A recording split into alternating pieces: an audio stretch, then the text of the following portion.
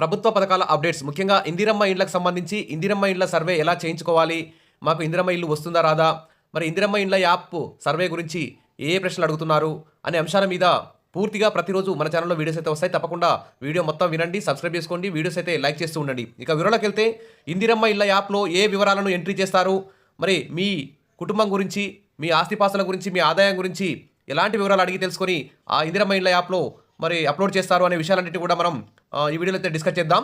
ఈ ఇందిరమ్మ ఇళ్ల యాప్ ద్వారా ఆర్టిఫిషియల్ ఇంటెలిజెన్స్ను అంటే సాంకేతిక పరిజ్ఞానాన్ని జోడించి ఆధునిక పరిజ్ఞానంతో దీన్ని రూపొందించారు.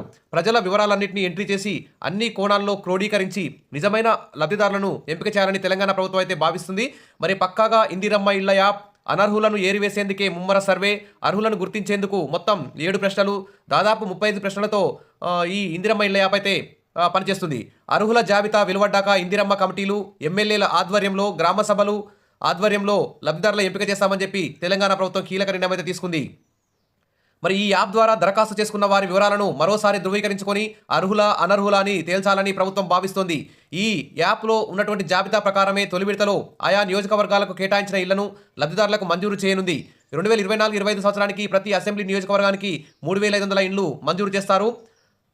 మరి గతేడాది డిసెంబర్ 28 నుంచి జనవరి 6వ తేదీ వరకు రాష్ట్ర వ్యాప్తంగా నిర్వహించిన ప్రజాపాలన సభల ద్వారా దరఖాస్తులు అయితే స్వీకరించింది. అప్పట్లో దాదాపు 83 లక్షల మంది ఇందిరమ్మ ఇళ్ల కోసం అప్లై చేసుకున్నారు.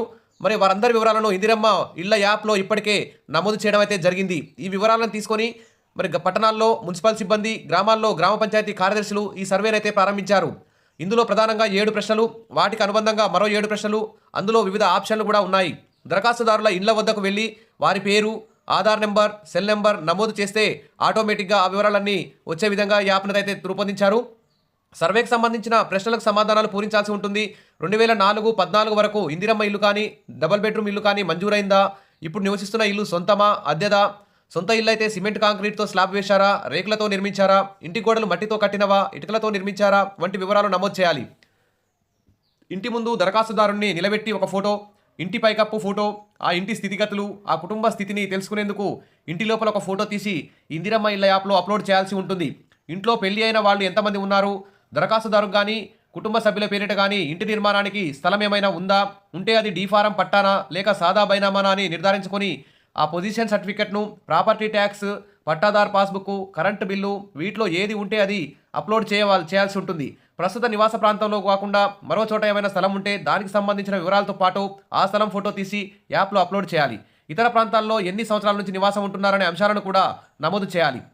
ఇక ఎంపికలో వ్యవసాయ కూలీలు, వితంతువులు, దివ్యాంగులు, ట్రాన్స్జెండర్, సఫాయి కర్మచారి, ఒంటరి మహిళలు, అట్టడుగున ఉన్న గిరిజనులకు ప్రాధాన్యత ఇస్తారు. వీటి ఆధారంగా దరఖాస్తుదారులు అర్హులా కాదా అని తేల్చేందుకు యాప్లోనే ఓ ఆప్షన్ అయితే ఇచ్చారు. ఒకవేళ ప్రజాపాలన సభలో ఇందిరమ్మ ఇల్లు కోసం దరఖాస్తు చేసుకోకుంటే ఎడిట్ ఆప్షన్ ద్వారా వారి వివరాలను కూడా నమోదు చేస్తారు. వారు అర్హులేనా కాదా అని మళ్ళీ ధృవీకరించుకుంటారు. ఈ సర్వే ద్వారా దరఖాస్తుదారుల నుంచి అనర్హులను ఏరివేసి అర్హుల జాబితా రూపొందించనున్నారు. దాని ఆధారంగా గ్రామ సభలు నిర్వహించి ఇందిరమ్మ గ్రామ కమిటీలు, ఎమ్మెల్యేలు మొదటి విడతలో ఇందిరమ్మ ఇళ్ల లబ్ధిదారులను అయితే ఎంపిక చేస్తారు.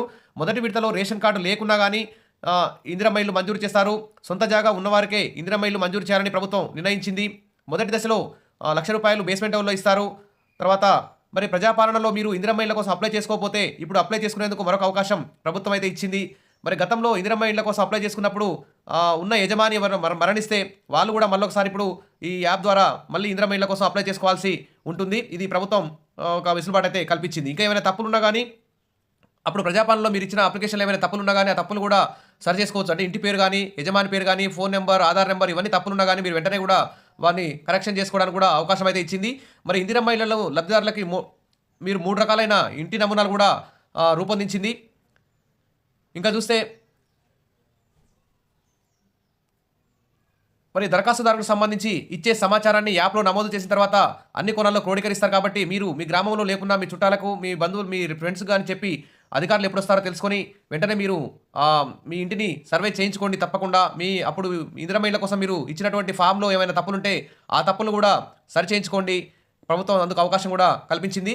ఇక లబ్ధిదారులకు మరో వెసులుబాటు కూడా సర్కార్ అయితే కల్పించింది. ప్రభుత్వం అందించే 400 చదరపు అడుగుల డిజైన్ను అంటే ఇంటి మోడల్ని అనుసరించాలని రూల్ ఏం లేదు. ఇంకా మీకు ఎక్కువ స్థలం కలిగి ఉంటే 500 చదరపు అడుగుల్లోనూ మీరు ఇల్లు కట్టుకునేందుకు వెసులుబాటు కూడా కల్పించింది. అదనంగా ఇంకో రూమ్ కూడా వేసుకోవడానికి అవకాశం అయితే కల్పించింది. ఇక ప్రజాపాలనలో దరఖాస్తులే ప్రామాణికం అంటూ ఇక్కడ ప్రభుత్వం చెప్పింది. అయినా ఇప్పుడు కూడా కొత్తగా అప్లై చేసుకోవచ్చు అని కూడా ప్రకటించింది. తప్పులున్నా కరెక్షన్ చేసుకోవచ్చు. మరి సొంత స్థలం ఉంటే అక్కడ లబ్ధిదారుని నిల్చోబెట్టి ఫోటో తీస్తున్నారు. 3, 4 వాహనాలున్న 3 చక్రాల 4 చక్రాల వాహనాలున్న కుటుంబాలు, వ్యవసాయ యంత్రాలు, ప్రభుత్వం ఉద్యోగులు, ఇతర పథకాల కింద గతంలో ఇంటి నిర్మాణానికి లబ్ధి పొందిన వారు, ఆదాయ పన్ను చెల్లిస్తున్న వారు అనర్హులు.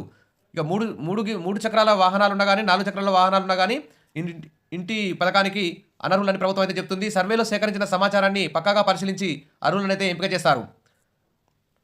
ఇక గ్రామ సభల్లో యాప్ ద్వారా కేవలం వివరాలను మొత్తం కూడా నమోదు చేస్తారు. తర్వాత గ్రామ సభలు ఏర్పాటు చేసి ఆ గ్రామ సభలో అందరి పేర్లు చదివి అర్హులను గుర్తించాలని ప్రభుత్వం అయితే నిర్ణయించింది.